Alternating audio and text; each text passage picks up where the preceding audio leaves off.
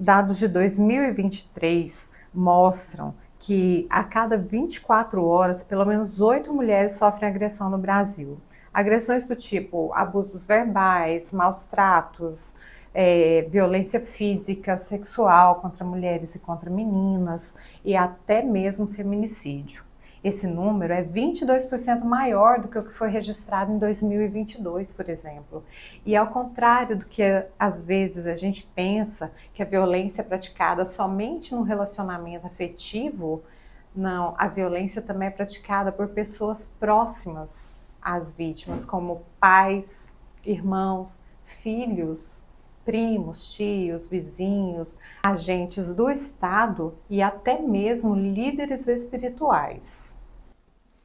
A Organização das Nações Unidas, a ONU, ela trata como violência contra a mulher, maus tratos, abusos verbais, violência sexual contra mulheres e meninas, assédio, intimidação, estupro cometidos por pessoas no seio familiar ou até mesmo por agentes do Estado ou pessoas da comunidade em geral.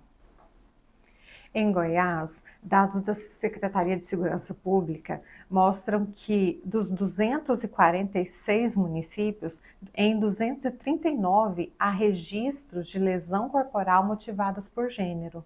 A violência contra a mulher é um grave problema de saúde pública. Em contrapartida, as leis, os incentivos ao enfrentamento com a violência contra a mulher parecem ainda desconhecidos e incipientes, e as redes de apoio à mulher em situação de violência não dão conta de toda a demanda. Como identificar e apoiar uma mulher que está sofrendo uma situação de violência? O que fazer quando a gente suspeita ou quando a gente sabe que essa mulher está sofrendo? É por isso que nós da Respire trouxemos o tema da violência contra a mulher para a mesa de debate, aproveitando o tema do mês de março, que é Março Lilás, o mês de enfrentamento à violência contra a mulher. Nós estamos aqui com a Jaine Batista, que é psicóloga, tem 10 anos de experiência de atendimento clínico, 3 anos só trabalhando com mulheres em situação de violência, apoiando e ajudando essas mulheres, inclusive no desenvolvimento delas após esse sofrimento, e o psicólogo Fernando Aires, que também tem uma larga experiência em atendimento de adultos, adolescentes e crianças, e hoje nós vamos falar sobre esse tema, Março Lilás.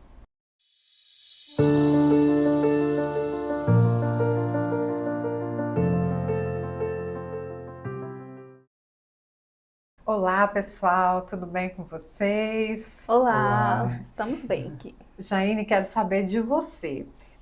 A sua experiência em consultório, ela comprova realmente que está tendo aumento dos casos de violência contra a mulher? E como é que essas mulheres têm reagido às situações? Elas estão mais protagonistas? Elas estão denunciando mais? Ou ainda há uma retração dessa vítima? Como é que você sente essas mulheres no consultório? O que acontece bastante, Bíblia, é essas mulheres chegarem muito adoecidas para o acompanhamento psicológico. A maioria delas nem se percebe na situação de violência. Geralmente são mulheres que sofrem vários abusos, principalmente abusos psicológicos, mas elas inicialmente têm essa dificuldade de entender que elas estão sim num contexto de violência.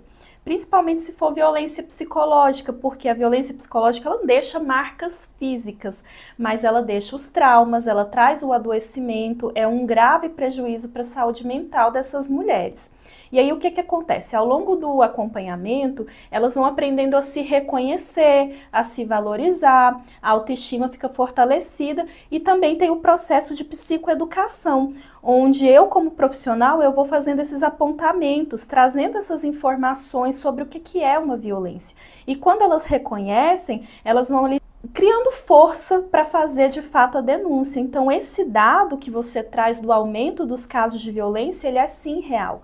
E as mulheres estão ficando mais encorajadas a fazer as denúncias. Muitas delas denunciam e ficam com medo, porque apesar de hoje a gente ter uma lei que é a Lei Maria da Penha, que é uma referência, inclusive para fora do Brasil, essa lei, ela falta mecanismos do Estado para que ela de fato seja cumprida. A gente ainda tem uma deficiência aí muito grande na rede de proteção. Ela é falha, ela é insuficiente. Por exemplo, aqui em Goiânia, tem a questão das casas-abrigo. Tem, mas não consegue suprir todas as necessidades de todas as vítimas. Qual que é a maior dificuldade dela na hora de denunciar, por exemplo? Tem vários fatores envolvidos aí. Tem a questão do medo, que esse é o mais frequente. Todas as vítimas de violência têm muito medo de denunciar, porque elas têm medo de não receber a proteção que está escrito lá na lei.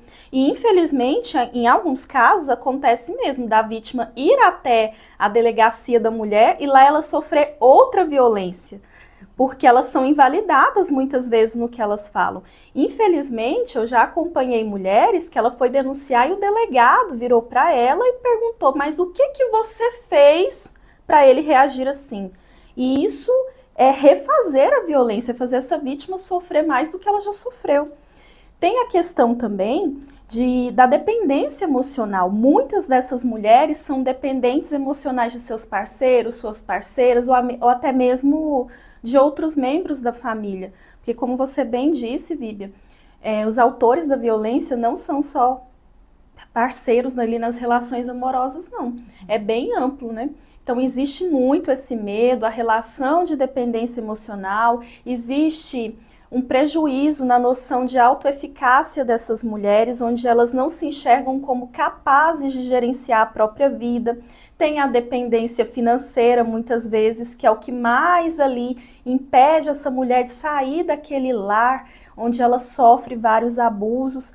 É um problema estrutural muito grande. Não é só com relação ao gênero, é uma questão que envolve toda a sociedade, que precisaria ali estar melhor preparada para ajudar essa mulher a se desprender desses laços de violência. Fernando, e da sua parte, você tem experiência no atendimento a homens, e é uma coisa que quase não se fala, né? Muitas vezes, talvez o homem nem tenha consciência, muitas vezes ele tem, é claro, né?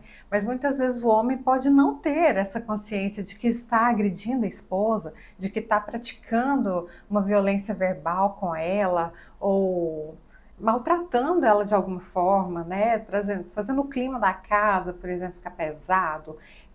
Existem essas situações, você já se deparou com isso no consultório? E se sim, já conta pra gente assim, como é que vocês podem contribuir, né, com esse homem, como é que é o tratamento, como é que ele se vê, né? Vivi, é muito oportuno falar realmente a respeito dessa temática, né? Porque ainda tem aquele estereotipo, né? O homem não tem que realmente fazer terapia, e a gente percebe isso no decorrer da forma em que a gente vem notando o crescimento, inclusive da psicologia, no processo mesmo de psicoterápico, né? Inclusive a gente vê que quando o homem vem para terapia, geralmente é a esposa que marca, é a irmã, é a amiga, né? É a esposa, às vezes é um médico que identifica alguma situação ali que está aqui, uma questão emocional, então esse paciente, né, o homem, né, acaba sendo mais estimulado a procurar a terapia. E se tratando da violência, né, é muito claro, assim, é muito perceptível no decorrer da minha experiência clínica como que é uma questão transgeracional, né? Então, assim, às vezes a gente percebe nessa caminhada com esse paciente, né, esse homem que procura realmente ajuda terapêutica, que às vezes ele reproduz um modelo que veio de outras esferas, né? Meu pai realmente era muito agressivo, em casa a gente aprendeu que para se medir força, né, para agir dessa forma, teria que agir com agressividade. Então a gente percebe muito esse processo, né, dentro do contexto terapêutico.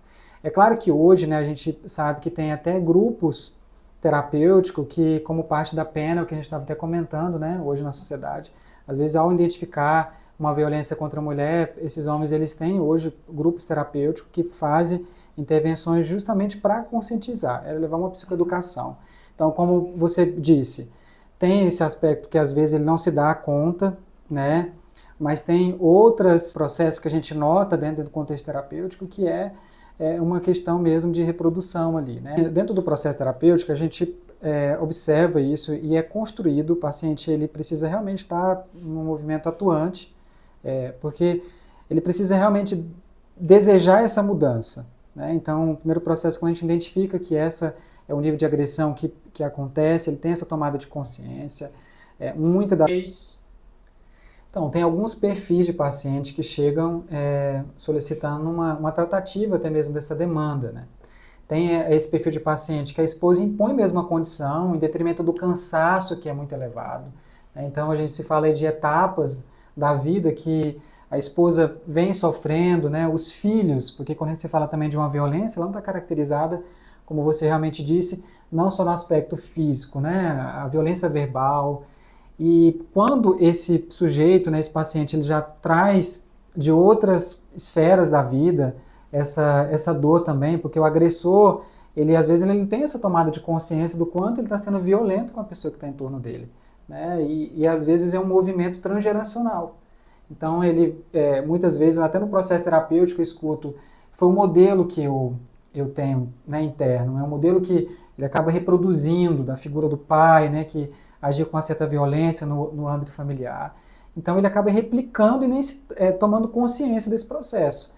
E aí quando tem uma ruptura, numa possibilidade ali sim dessa relação ser rompida, a esposa coloca uma condição nesse sentido, né? E aí é quando hoje eu noto muito que tem procurado atendimento terapêutico. E aí esse homem chega, né, sem reconhecer a si mesmo nesse papel de agressor, e é difícil aderir ao tratamento. Exatamente. Assim, né? É difícil porque o tratamento ele precisa também estar inteiro, né, Jaine? Jaine, como psicóloga, ela entende muito esse movimento, né? O paciente precisa estar inteiro para que o processo ele seja assertivo, que a gente possa realmente construir juntos. E aí o nosso papel nesse sentido é fazer com que esse homem ele reconstrua esse papel, porém de uma forma mais saudável, sem replicar o papel adoecido que ele vivenciou lá atrás, né? Exatamente. Porque como eu disse que às vezes esse processo de tomada de consciência ele não é um processo simples, né? Ele é dolorido, né? Mas e quando tem essa tomada de consciência, Fernando? O homem entendeu, né? Ligou, virou a chavinha na mente dele e ele fala, opa, então realmente eu estou sendo agente de violência dentro da minha casa. Como é que é essa tomada de consciência, assim, quando ele se entrega a esse tratamento? E quando ele está aberto, às vezes a gente faz até uma intervenção familiar mesmo, né? Então, já teve vezes de perguntar como é que você se sente, sua esposa vindo aqui, no processo terapêutico. E ele ser permissivo, não, quando ele está aberto, a gente trabalha essa relação, que por tempo, né, ficou adoecida, para que eles possam, inclusive, se fortalecer diante desse processo, né? Então, não é claro, reitero, um movimento tão simples. Quando a gente se fala em um modelo que ele vem reproduzindo, isso tende a causar todo esse desconforto no núcleo, no familiar. Então, muito dentro do que é feito é um processo de fato de psicoeducação, orientação, para que ele possa, inclusive, se fortalecer diante de um contexto tão desgastante. Jaine, a gente sabe que em muitas situações, por exemplo, como o Fernando disse, a esposa impôs que o esposo venha fazer essa terapia como condição de continuar o relacionamento, né? Mas a gente sabe que muitas vezes quando a esposa chega a falar chega, né? Quando ela fala assim, não quero mais, eu quero o divórcio, já é um processo muito amadurecido na cabeça dela, né? Como é que vocês veem essa questão da mulher, assim, que tomou essa decisão, né? Há ainda essa esperança para o núcleo familiar? Ou que vocês veem assim, que quando ela toma a decisão, aí acabou de verdade? Víbia, é um processo extremamente complexo, porque para a mulher chegar ao momento em que ela decide pelo divórcio, ela teve que resolver muita coisa internamente. Ela teve que trabalhar suas carências, suas dependências emocionais ali, seus relacionamentos, tanto com ela mesma quanto com a rede de apoio dela em volta, né? Ou às vezes essa mulher nem tem rede de apoio, mas ela não aguenta mais. E quando a mulher toma essa decisão, a gente precisa respeitar. E aí o foco do trabalho não é mais salvar o casamento. O foco do trabalho é essa mulher salvar a si mesma e desenvolver os recursos necessários para esse tipo de enfrentamento. Não é que o núcleo familiar acabou, ela vai desenvolver um novo núcleo familiar. Se essa mulher tem filhos, o núcleo familiar vai ser ela e os filhos. Se essa mulher não tem filhos, muito provavelmente ela vai desenvolver um outro núcleo familiar a partir de um outro relacionamento, ou até mesmo retorna para a casa da família de origem, ou coisa do tipo. Agora, quando essa mulher, ela decide que ela quer tentar ainda ali consertar, salvar esse casamento, já é um outro processo. Porque o meu papel enquanto psicóloga é ajudar essa mulher a visualizar a realidade. É uma boa decisão mesmo? O marido ali, ou a companheira, está mesmo disposta? A pessoa está disposta a fazer o que for necessário?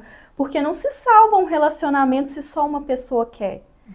E muitas das vezes, a mulher, quando ela insiste muito em manter o relacionamento, falta ainda essa tomada de consciência da parte dela, dos reais motivos pelos quais ela quer manter o relacionamento. De repente, ela ainda tem uma visão distorcida das coisas. Ela ainda acha que por ela ser muito boa, por ela ser uma boa pessoa, o outro vai ser bom com ela. E aí o meu papel é fazer ela entender que não é porque ela é boa, porque ela é generosa, porque ela tem caráter, que as outras pessoas vão agir da mesma forma que ela.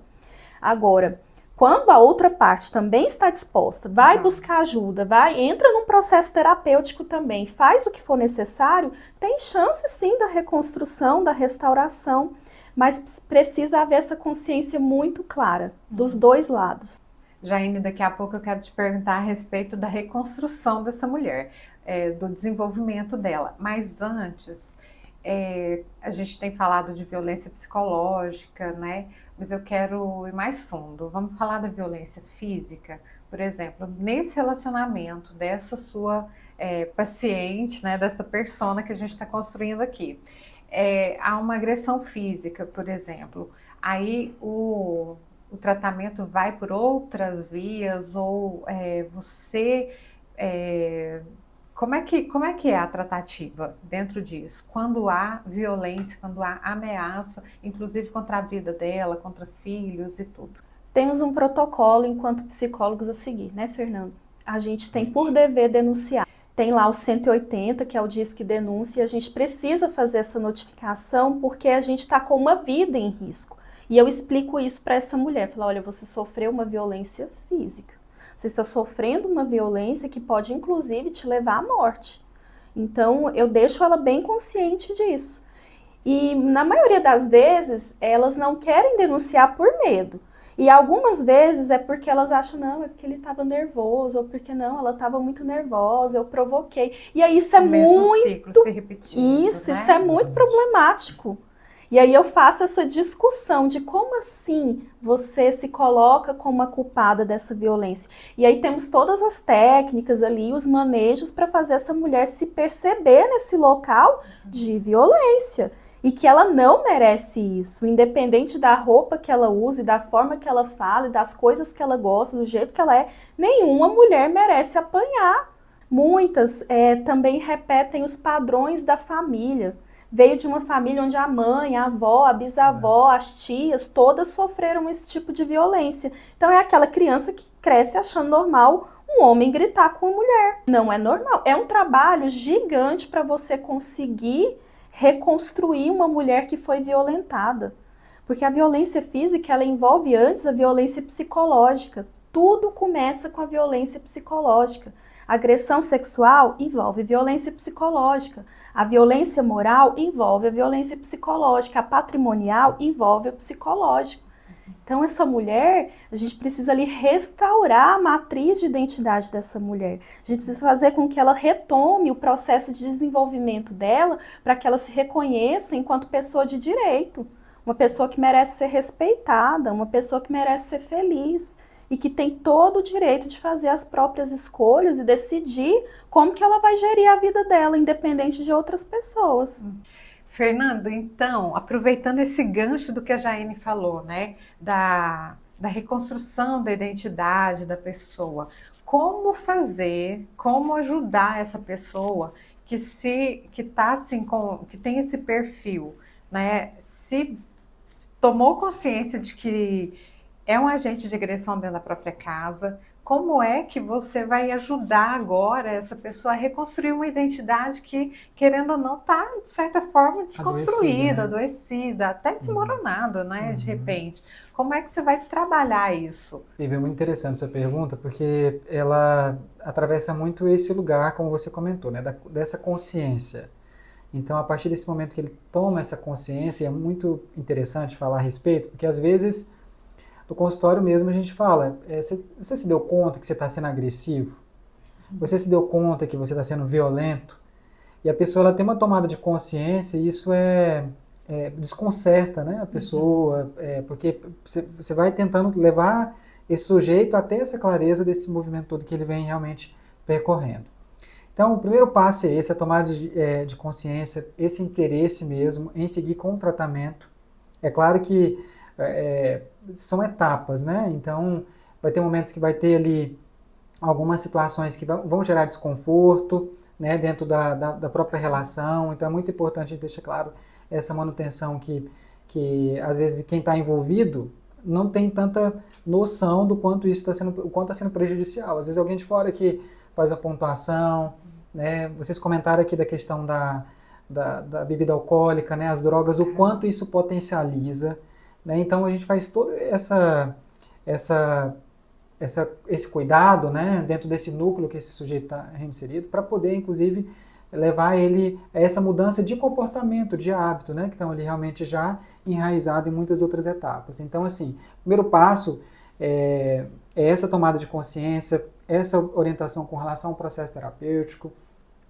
Se às vezes é um núcleo em que às vezes tem muito essa questão da bebida alcoólica, né? Então a gente tenta levar ali, já teve pacientes que tinha tanta necessidade e tinha tanta interesse de manter a família, de falar, eu aceito a internação, eu aceito realmente o cuidado que realmente for necessário. Então tudo houve uma mudança, houve uma mudança, um interesse. E tem os pacientes, tem aqueles que realmente não aderem, né? Entra num processo de negação total. Então, esses são os casos um pouco mais delicados, que tem a ver com uma estrutura de personalidade. É questão de personalidade, né, Fernando? Complicado, porque às vezes a pessoa tem até uma forma de falar que às vezes nem quer agredir, mas assim, aquela forma como ela falou já gera um conflito dentro da casa, né? Exatamente. E, Víbia, eu acredito muito que só é possível ir desconstruindo, né, pela educação. Hoje, até o TJ tem um grupo que trabalha com homens, autores de violência. Isso, o Tribunal de Justiça. Fernanda, inclusive eu ia te perguntar isso. Como é que um homem pode acessar? Por exemplo, aqui a clínica é particular, né? Vocês têm convênios e tal, mas como é que um homem pode procurar essa ajuda? Como ele pode acessar um serviço desse que vai ajudar ele nesse processo? Olha, primeiro, ele tendo esse ato de coragem, né? Porque eu sempre digo que terapia tem que ter coragem. É um lugar que a gente tem que se despir, falar de um eu que muitas vezes a gente não está tão, assim, habituado, né, a falar no dia a dia. Então, é fazer esse movimento. E hoje nós temos aqui um número bem elevado de profissionais que fazem atendimento aqui na clínica. E entender que ele precisa de ajuda, né? Porque não tem como, Vivi, a gente fazer nenhum tipo de intervenção, como eu já tinha dito, se ele não realmente esteja inteiro nesse processo. Sim. Nós temos hoje alguns serviços que são prestados pela parte pública. Essa pessoa que entende como um sujeito que é violento no ambiente familiar, ele pode procurar o CREAS, o CRAS, para solicitar esse atendimento, do qual é gratuito. Inclusive, hoje nós temos um grupo terapêutico para autores de violência. Então, ele pode... É acessível à comunidade, então ele pode fazer esse movimento, sim, de procura, porque às vezes tem essa situação da pessoa falar, não tenho condições, às vezes, de arcar com a terapia, né? Sim. Então, nós temos aí um serviço que é prestado gratuitamente. Ah, ótimo. Jaine, agora eu quero saber aquela parte. A mulher, a mesma pergunta que eu fiz para o Fernando antes, como trabalhar essa mulher que está ali com com uma identidade toda desconstruída. Essa mulher que cresceu, como você disse, achando normal vivenciar situações de violência, como reconstruir a partir de agora? Ela se entendeu num ciclo de violência, como sair disso, como reconstruir, como trabalhar a identidade dessa mulher a partir de então?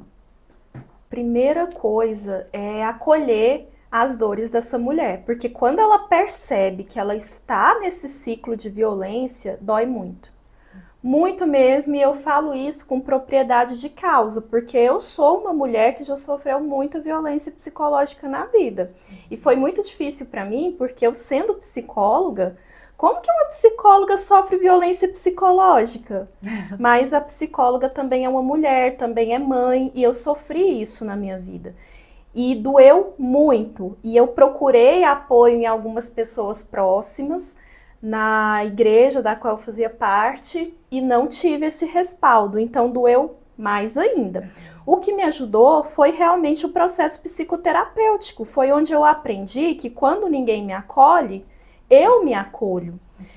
É a primeira coisa que eu ensino para as mulheres vítimas de violência no meu consultório, é você precisa aprender a se acolher. Você precisa elaborar um plano de autoacolhimento para você. E uma das perguntas que eu faço é o que você gosta, que é só seu, que é como se fosse um abraço quentinho num dia de chuva para você. E a maioria delas não sabe me responder. Então eu vou trabalhar com elas esse autoconhecimento, esse autorresgate. Peraí, se você não sabe do que você gosta, esse é o nosso primeiro passo, vamos descobrir o que você gosta. Se você não gosta de nada, a gente vai construir então o que você gosta. O autoconhecimento, ele é importantíssimo nessa jornada de se libertar do ciclo de violência, de quebrar isso na vida de qualquer mulher. E também nós vamos construindo novas habilidades. Então essa mulher, ela vai aprender a enfrentar a vida de uma forma mais assertiva, indo atrás daquilo que ela acha que é o melhor para ela, aprendendo a dizer não, colocar os limites necessários nos relacionamentos dela, trabalhar a questão da culpa, porque geralmente são mulheres que elas não sabem dizer não. E aí quando elas dizem, elas se sentem extremamente culpadas e egoístas. E isso não é ser egoísta, é se autoproteger. E a gente vai trabalhando também esse fortalecimento da autoestima, que é olhar para si mesma e reconhecer a força que tem, reconhecer o valor que tem, reconhecer que não é porque ela foi uma vítima da violência que ela vai ser vítima o resto da vida. Eu gosto de falar que a vítima só sofre. Jaine, você falou de culpa e eu quero pegar o gancho nisso daí. Como eu, como psicóloga, posso sofrer violência? Como eu, como uma mulher rica, bem-sucedida, posso sofrer violência? Como eu, como uma mulher que tem mestrado, doutorado, sou culta, estudada, posso receber violência? A culpa vem da nossa necessidade de querer atender às expectativas do outro. No meu caso, eu me sentia culpada de ser psicóloga e sofrer violência porque eu achava que quem estava de fora esperava uma psicóloga perfeita. Esperava a vida perfeita, e a minha vida não era nada perfeita. Então eu queria esconder isso de todo mundo, justamente. E eu acredito que as estatísticas de violência contra a mulher sejam maiores do que as que são divulgadas, sabe por quê? Porque tem-se ainda no imaginário coletivo que quem sofre violência doméstica são as mulheres pobres. São as mulheres ali que não têm recursos, não têm dinheiro, não têm cultura.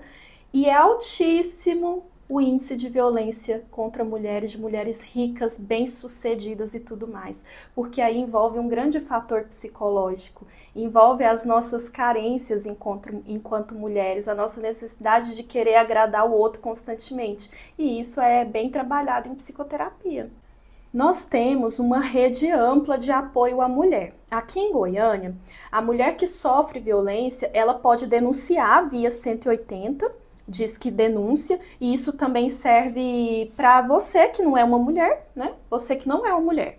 Sabe que tem uma vizinha, uma colega, enfim, alguém aí próximo a você que está sofrendo violência, você não precisa nem se identificar, a denúncia ela pode ser feita de forma anônima. E às vezes essa mulher que está sofrendo, ela não tem força para ir atrás sozinha. Ela não consegue fazer nada por ela mesma em um determinado momento, porque às vezes, gente, quando a gente é vítima de violência psicológica, a gente vai no fundo do poço. A gente perde as forças para agir. E aí, quando alguém de fora vê esse sofrimento e faz esse movimento de denunciar, já é uma grande ajuda. E também tem a rede de assistência social, que é Portas Abertas, então vocês podem procurar o CRAS, o CREAS, vocês podem ir até a Secretaria de Políticas para Mulheres daqui de Goiânia, que eles vão dar todo o respaldo, toda a orientação. Tem as DEAMs, que são as Delegacias de Mulheres, especializadas em atendimento de mulheres, que inclusive são obrigadas a funcionar 24 horas por dia, e lá também você recebe assistência psicológica, jurídica e apoio policial se for necessário. Mas a nossa contribuição de hoje vai ficando por aqui. Mas você pode continuar nos acompanhando pelo Instagram, continua o debate lá. Aqui no YouTube também a gente vai trazer conteúdos mensais para você. No próximo mês a gente volta com outro tema super amplo também. A gente espera trazer novos especialistas, né? Mais membros da equipe para conversar, para trazer esses assuntos. E se você quer sugerir assunto, pode mandar também. A gente quer prestar um serviço de acordo com o que vocês necessitam. Curta o nosso vídeo, compartilhe com alguém que você sabe que precisa desse conteúdo e nos acompanhe.